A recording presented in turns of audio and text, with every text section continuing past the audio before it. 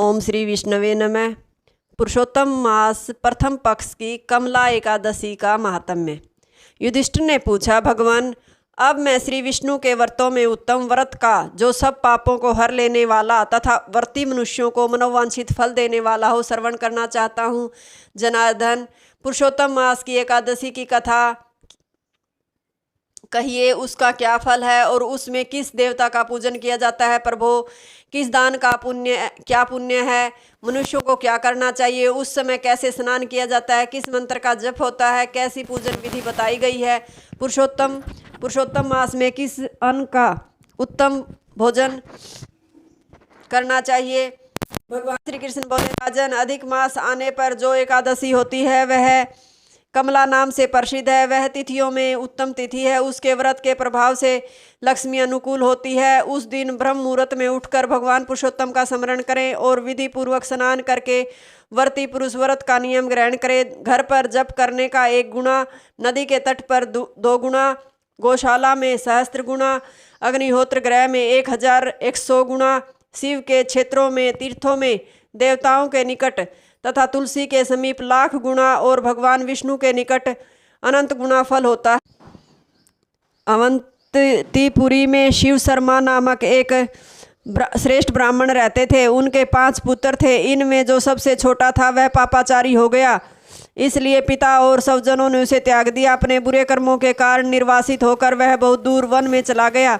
देवयोग से एक दिन वह तीर्थराज प्रयाग में जा पहुंचा। भूख से दुर्बल शरीर और दीन मुख लिए उसने त्रिवेणी में स्नान किया। फिर क्षुधा से पीड़ित होकर वह वहाँ मुनियों के आश्रम खोजने लगा। इतने में उसे वहाँ हरिमित्र मुनि का उत्तम आश्रम दिखाई दिया। पुरुषोत्तम मास में वहाँ बहुत से मनुष्य एकत्रित हुए थे। आश्रम पर पापनाशक कथा कहने वाले ब्राह्मणों के मुख से उसने श्रद्धापूर्वक कमला एकादशी की महिमा सुनी, जो परम पुण्यमयी तथा भोग और मोक्ष प्रदान करने वाली है। जय शर्मा ने विधि पूर्वक कमला एकादशी की कथा सुनकर उन सब के साथ मुनि के आश्रम पर ही व्रत किया। जब आधी रात हुई तो भगवती लक्ष्मी उसके पास आकर बोली, ब्राह्मण, इस समय कमला एकादशी व्रत के प्रभाव से मैं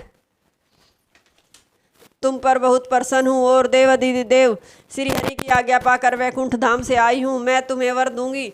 ब्राह्मण बोला, माता लक्ष्मी, यदि आप मुझ पर प्रसन्न हैं तो वह व्रत बताइए जिसकी कथा वार्ता में साधु ब्राह्मण सदा संलग्न रहते हैं। लक्ष्मी ने कहा, ब्राह्मण, एकादशी व्रत का माहात्म्य श्रोताओं के सुनने योग्य सर्वोत्तम विषय है। यह पवित्र वस्तुओं में सबसे उत्तम है। इससे दूषोपन का नाश तथा पुण्य की प्राप्ति होती है। अतः इस का यत्न पूर्वक श्रवण करना चाहिए। उत्तम पुरुष श्रद्धा से युक्त हो। 1 या आधे श्लोक का पाठ करने से भी करोड़ों महापातकों से तत्काल मुक्त हो जाता है। जैसे मासों में पुरुषोत्तम मास, पक्षियों में गरुड़ तथा नदियों में गंगा श्रेष्ठ है, उसी प्रकार तिथियों में द्वादशी तिथि उत्तम है। समस्त देवता आज भी एकादशी व्रत के ही लोभ से भारतवर्ष में जन्म लेने की इच्छा रखते हैं। देवगण सदा ही रोग शोक से रहित भगवान नारायण का पूजन करते हैं। जो लोग मेरे प्रभु भगवान नारायण के नाम का सदा भक्ति पूर्वक जप करते हैं, उनकी ब्रह्मा आदि देवता सदा पूजा करते हैं। जो लोग श्री हरि के नाम जप में संलग्न हैं, उनकी लीला कथाओं के कीर्तन में तत्पर हैं तथा निरंतर श्री हरि की पूजा में ही प्रवृत्त रहते हैं, वे मनुष्य कलयुग में कृतार्थ हैं।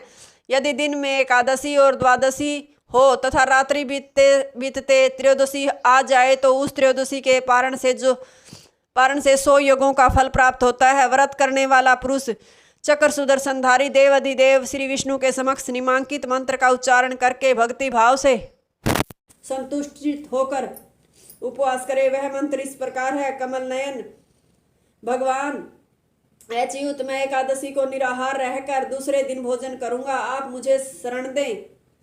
तत्पश्चात व्रत करने वाला मनुष्य मन और इंद्रियों को वश में करके गीत, वाद्य, नृत्य और पुराण पाठ आदि के द्वारा रात्रि में भगवान के समक्ष जागरण करे। फिर द्वादशी के दिन उठकर स्नान के पश्चात जितेंद्रिय भाव से विधि पूर्वक श्री विष्णु की पूजा करे। एकादशी को पंचामृत से जनार्दन को नहलाकर द्वादशी को केवल दूध में स्नान कराने से श्री हरि का सायुज्य प्राप्त होता है। पूजा करके भगवान से इस प्रकार प्रार्थना करे, केशव, मैं अज्ञान रूपी रतौंदी से अंधा हो गया हूँ। आप इस व्रत से प्रसन्न हो और प्रसन्न होकर मुझे ज्ञान दृष्टि प्रदान करें। इस प्रकार देवताओं के स्वामी देवाधिदेव भगवान गदाधर से निवेदन करके भक्ति पूर्वक ब्राह्मणों को भोजन कराए तथा उन्हें दक्षिणा दे। उसके बाद भगवान नारायण के शरणागत होकर बलि वैश्वदेव की विधि से पंच महायज्ञों का अनुष्ठान करके स्वयं मौन हो तथा अपने बंधु बांधवों के साथ भोजन करे। इस प्रकार जो शुद्ध भाव से पुण्य में एकादशी का व्रत करता है वह पुनरावृत्ति से रहित वैकुंठ धाम को प्राप्त होता है। भगवान श्री कृष्ण कहते हैं, राजन, ऐसा कहकर लक्ष्मी देवी उस ब्राह्मण को वरदान दे अंतर्ध्यान हो गई। फिर वह ब्राह्मण भी धनी होकर पिता के घर आ गया। इस प्रकार जो कमला का उत्तम व्रत करता है तथा एकादशी के दिन इसका महात्म्य सुनता है वह सब पापों से मुक्त हो जाता है। युधिष्ठिर बोले, जनार्दन, पाप का नाश और पुण्य का दान करने वाली एकादशी के महात्म्य का पुण्य वर्णन कीजिए, जिसे इस श्लोक में करके मनुष्य परम पद को प्राप्त होता है। भगवान श्री कृष्ण जी ने कहा, राजन, शुक्ल या कृष्ण पक्ष में जो भी एकादशी प्राप्त हो उसका परित्याग न करें, क्योंकि वह मोक्ष रूप सुख को बढ़ाने वाली है। कलयुग में तो एकादशी ही भवबंधन से मुक्त करने वाली, संपूर्ण मनोवांछित कामनाओं को देने वाली तथा पापों का नाश करने वाली है। एकादशी रविवार को किसी मंगलमय पर्व के समय अथवा संक्रांति के ही दिन क्यों न हो, सदा ही उसका व्रत करना चाहिए। भगवान विष्णु के प्रिय भक्तों को इस लोक में एकादशी का व्रत करते हैं कभी त्याग नहीं करना चाहिए।